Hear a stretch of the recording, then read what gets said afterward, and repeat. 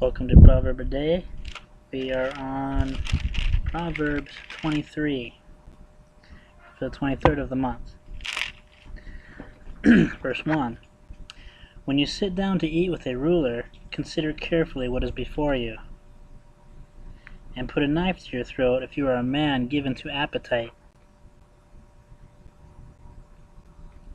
Do not desire his delicacies, for they are deceptive food. Do not overwork to be rich, because of your own understanding cease. Will you set your eyes on that which is not?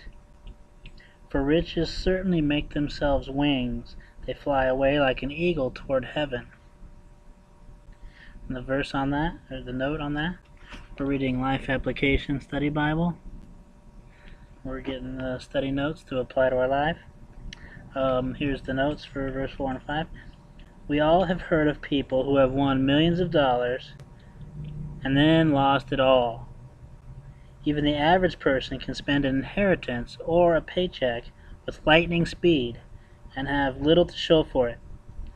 Do not spend your time chasing fleeting earthly treasures. Instead, store up treasures in heaven, for such treasures will never be lost. See Luke 12:33 and 34 for Jesus' teaching. Okay, verse 6.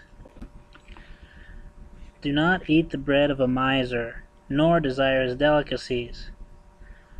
For as he thinks in his heart, so is he. Eat and drink, he says to you, but his heart is not with you. The morsel you have eaten you will vomit up, and waste your pleasant words. The note on that.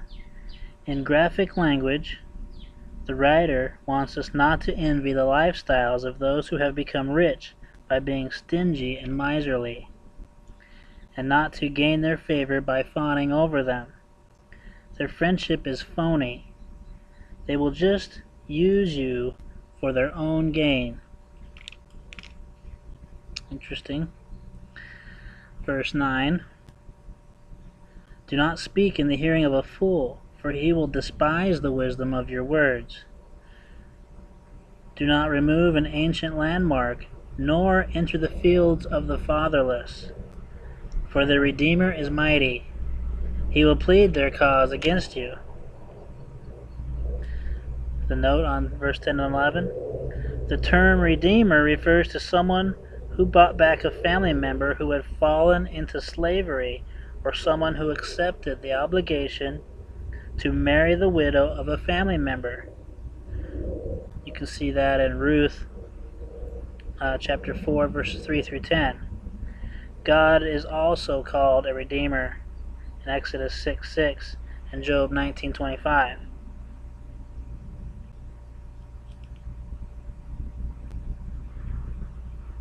For an explanation on ancient boundary stones, see the note on Proverbs 22, verse 8. So now we're up to verse 12. Apply your heart to instruction and your ears to words of knowledge. Do not withhold correction from a child, for if you beat him with a rod, he will not die.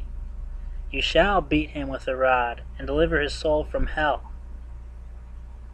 The note on those two verses. The stern tone of discipline here is offset by the affection expressed in verse 15. However, many parents are reluctant to discipline their children at all. Some fear they will forfeit their relationship, or that their children will resent them, or that they will stifle their children's development. But correction won't kill children, and it may prevent them from foolish moves that will. 15. My son, if your heart is wise, my heart will rejoice. Indeed, I myself. Yes, my inmost being will rejoice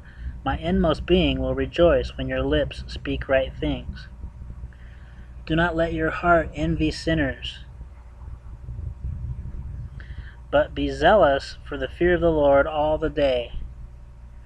For surely there is a hereafter, and your hope will not be cut off. The notes on those two verses. How easy it is to envy those who get ahead unhampered by Christian responsibility or God's laws. For a time, they do seem to get ahead without paying attention to what God wants. But to those who follow Him, God promises a hope and a wonderful future, even if we don't realize it in this life. 19. Hear, my son, and be wise, and guide your heart in the way. Do not mix with wine-bibbers, or with gluttonous eaters of meat. For the drunkard and the glutton will come to poverty, and drowsiness will clothe a man with rags. Listen to your father who begot you, and do not despise your mother when she is old. Buy the truth and do not sell it, also wisdom and instruction and understanding. The father of the righteous will greatly rejoice, and he who begets a wise child will delight in him. Let your father and your mother be glad, and let her who bore you rejoice. My son, give me your heart, and let your eyes observe my ways. For a harlot is a deep pit, and a seductress is a narrow well. She also lies in wait as for a victim, and increases the unfaithful among men. Who has woe? Who has sorrow? Who has contentions? Who has complaints? Who has wounds without cause? Who has redness of eyes? Those who linger long at the wine, those who go in search of mixed wine. The note on those two verses, 29 and 30. The soothing comfort of alcohol is only temporary. Real relief comes from dealing with the cause of the anguish and sorrow and turning to God for peace. Don't lose yourself in alcohol. Find yourself in God. Verse 31. Do not look on the wine when it is red, when it sparkles in the cup, when it swirls around smoothly. At the last, it bites like a serpent and stings like a viper. Your eyes will see strange things, and your heart will utter perverse things. Yes, you will be like one who lies down in the midst of the sea, or like one who lies at the top of the mast, saying, They have struck me, but I was not hurt. They have beaten me, but I did not feel it. When shall I awake, that I may seek another drink? Alright, the last note on 29 through 35.